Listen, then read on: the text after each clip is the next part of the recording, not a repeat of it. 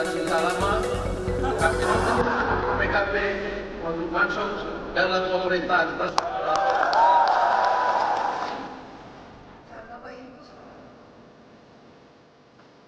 Dua pekan usai rayuan Ketua Harian DPP Partai Gerindra Sufmi Dasko Ahmad, ia mengajak PKB untuk bergabung di koalisi pemerintahan Prabowo Gibran.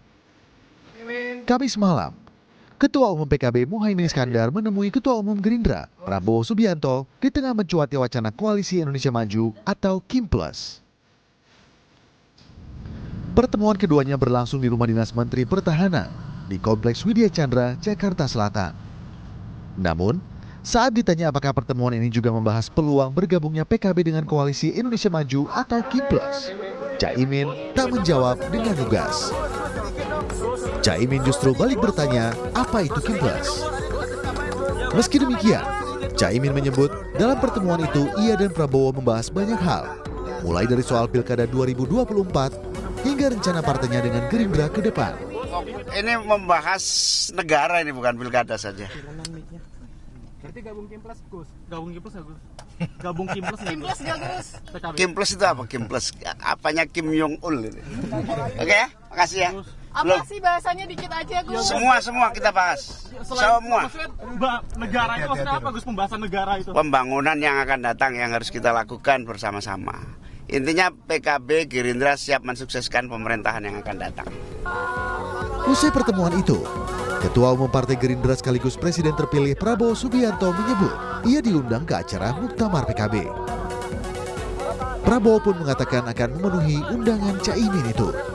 Komunikasi saya diundang Muktamar PKB. Ya, oke. Terima kasih. Ya, insya Allah hadir. Ya.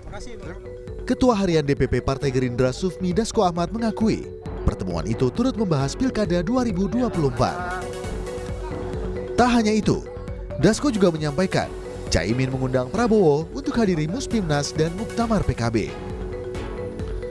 Mengenai kepastian PKB gabung KIM+, Dasko menyebut akan segera diumumkan. Ya, betul, salah satunya ngomongin beberapa pilkada, kemudian mengundang Pak Prabowo untuk hadir dalam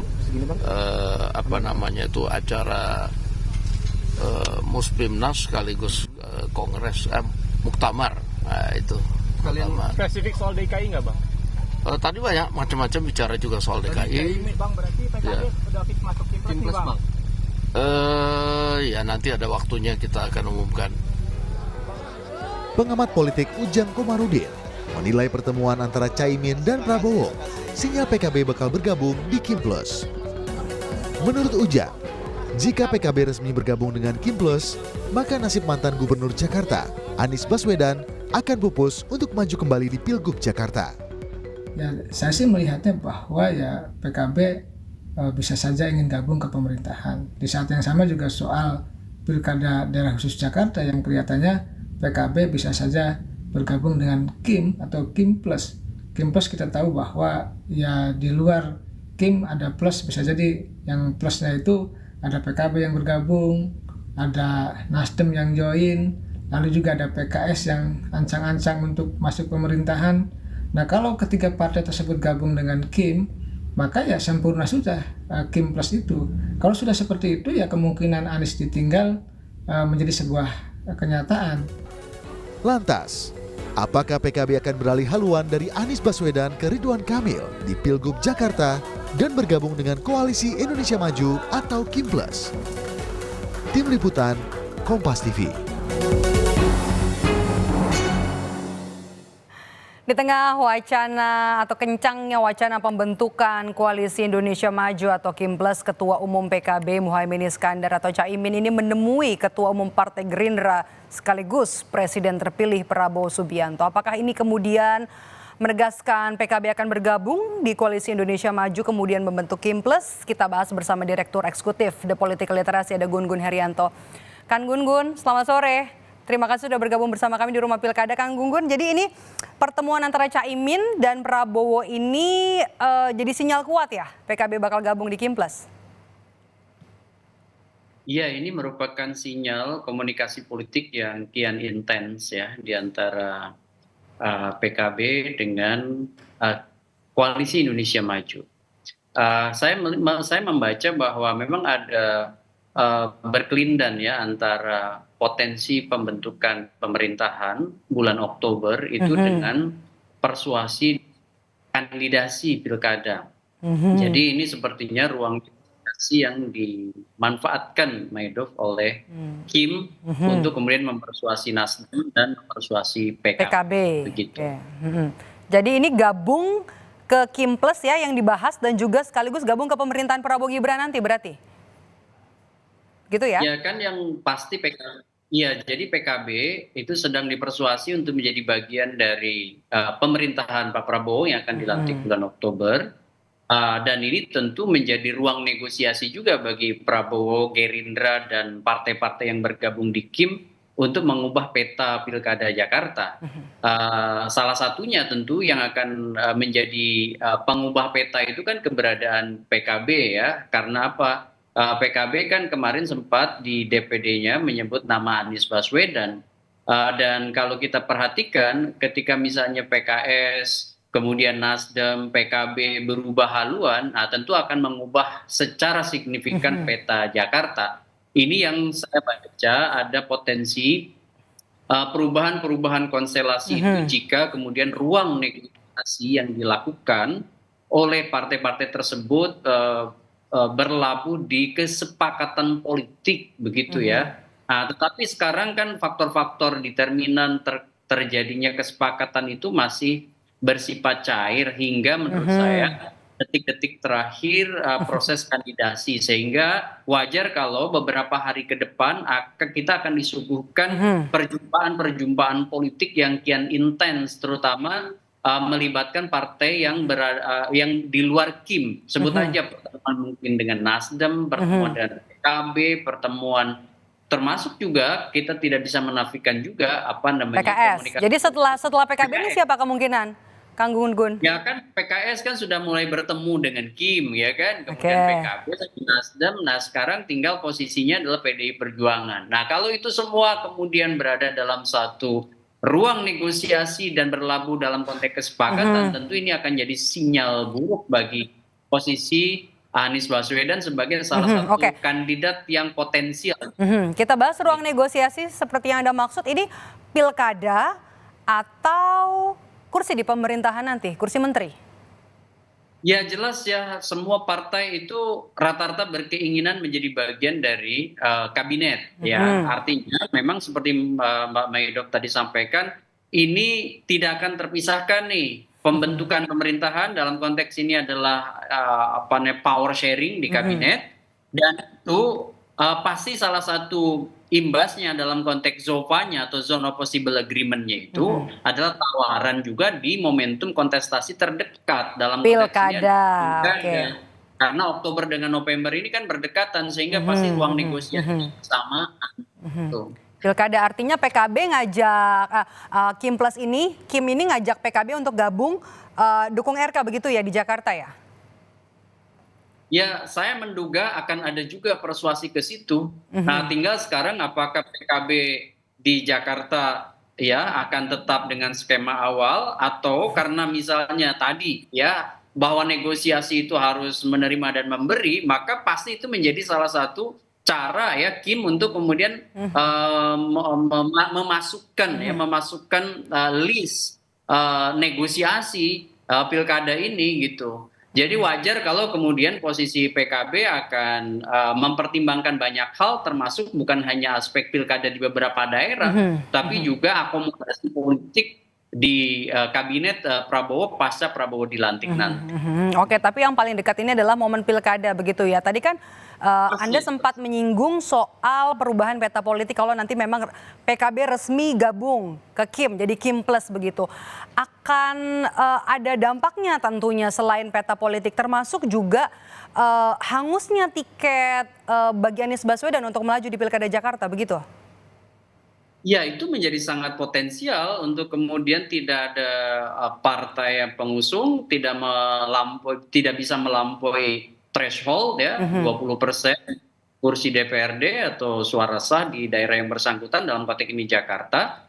Ya tentu kan tidak bisa hanya satu partai, sebut aja PKS aja misalnya dengan 18 kursi, kalau tetap misalnya mendukung Anies Baswedan kan butuh mitra. Apakah nanti misalnya didukung, apalagi kalau PKS kemudian berubah haluan menjadi Kimplas gitu ya, sama halnya misalnya PKB. Makanya kemudian sekarang menurut saya posisi Anies Baswedan di saat manuver Kim kian intens itu adalah timnya juga harus kemudian meyakinkan beberapa partai yang awalnya memang sudah positioning ke Pak Anies, sebut aja misalnya PKB, PKS itu untuk berada tetap dalam satu kongsi. Kalau tidak, maka sangat potensial Jakarta ini blocking kekuatan besar ke Ridwan Kamil dengan support dari Koalisi Indonesia Maju. Support dari plus. banyak partai ya.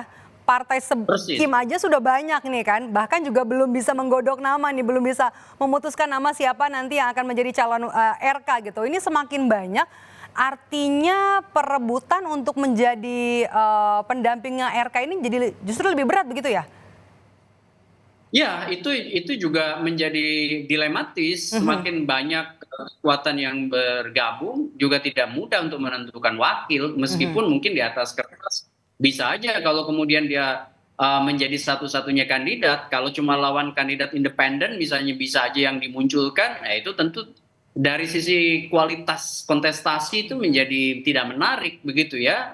Yang menarik adalah sebenarnya sekarang bagaimana menghadirkan competitiveness di Jakarta. Saya termasuk yang mendukung Pilkada Jakarta itu bisa jadi role model ya kompetisi di tingkat daerah yang betul-betul memenuhi aspek kualifikasi competitiveness. Kalau misalnya hanya satu calon, lawannya adalah kota kosong atau lawan independen yang dipaksakan ada, itu tentu tidak menarik dari sisi rivalitas ya. Dan Jakarta menurut saya sebagai salah satu barometer politik nasional itu harus menghadirkan alternatif ya dalam konteks calon pemimpin.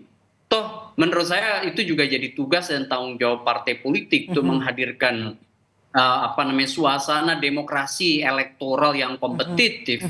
Jangan kemudian satu arus apalagi kemudian negosiasinya semata-mata karena power sharing dalam konteks pemerintahan pusat di pasca Oktober begitu. Kang Gun-Gun, kalau kita lihat kan dari beberapa nama yang muncul ya, ada nama Kaisang Pangarep dari PSI, kemudian juga dari PAN ada nama Zita Anjani.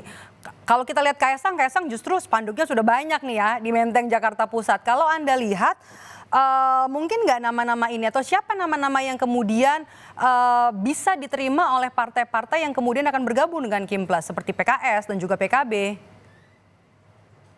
Secara kalkulatif kalau Ridwan Kamil didukung oleh besarnya koalisi di Kim, apalagi terbentuk Kimplas, maka Kaisang menurut saya di prioritas nomor 1. Kenapa? Karena ini akan jadi katalisator ya kekuatan partai untuk kemudian menerima. Kenapa? Karena kita bisa lihat reference power di balik itu gitu ya. Ini kan kita tidak bisa menutup mata. Ini kan berkelindan dengan Pilpres kemarin, berkelindan juga dengan sosok yang sekarang sebut aja menjadi kekuatan rujukan Kim itu sendiri. Kalau Kim Plus mungkin banyak reference power, tetapi Kim itu sendiri menurut saya masih merujuk kedua tokoh yaitu Prabowo dan Joko Widodo begitu. Sehingga kalau kemudian bicara figur yang acceptable mungkin bisa jadi perekat Kim ya. Kita belum bicara Kim Plus karena masih wacana ya. Bicara Kim, maka Kaisang itu menurut saya akan bisa menjadi perekat di antara beberapa partai yang bergabung di Kim ya. Meskipun belum tentu dengan Kim Plus karena kan PKS juga masih menginginkan Sohibul Iman misalnya, atau PKB masih menawarkan Bu Ida dan lain-lain begitu. Jadi ini tentu tidak mudah menentukan wakil.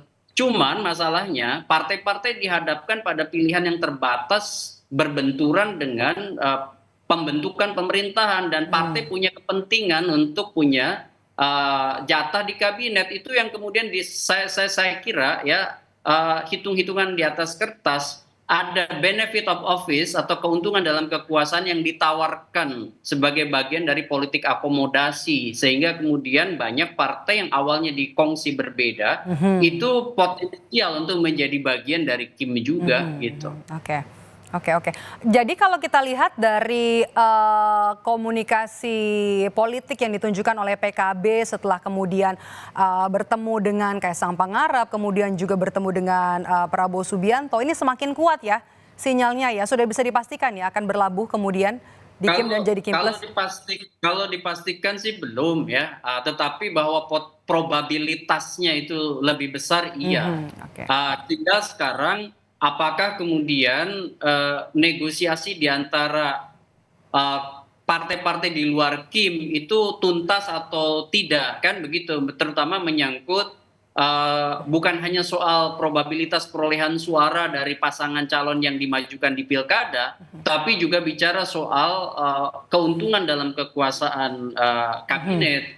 Nah, apakah kemudian tuntas atau tidak, dan juga bicara tentu skema koalisi di daerah-daerah lain, sebut aja di pilkada-pilkada yang terantara. Kan ini kan bicara Jawa Tengah, bicara Sumatera Utara mungkin udah selesai, Jawa Tengah kan belum selesai, kemudian juga beberapa spotlight politik. Tapi Jakarta kan Jakarta paling menarik begitu ya. Jadi nasib Anies gimana nih nanti Kang Gun-Gun? Nah, nasib Anies itu menurut saya akan tergantung pada jangkar kekuatan PDI Perjuangan, bandulnya kemana, kemudian PKS apakah konsisten atau tidak. Kalau misalnya dia ditinggalkan oleh PKB atau Nasdem, tapi PKS masih mendukung dan kemudian dapat tambahan suara PDIP, toh dia tetap bisa melaju kan menjadi salah satu kompetitor. Nah, masalahnya adalah menyatukan PKS dan PDIP itu kan juga persoalan yang sangat rumit begitu, mengingat historis. Ya, meskipun di beberapa daerah pilkada mereka berkoalisi, cuman kan tetap aja genealogi politiknya sebenarnya berbeda begitu. Oke, baik, kita tunggu sinyal dari PKB yang semakin kuat untuk merapat ke Kim dan terbentuk Kim Plus. Terima kasih sudah bergabung bersama kami dan juga meluangkan waktu bersama kami, Kang Gun-Gun. Terima kasih, sehat selalu.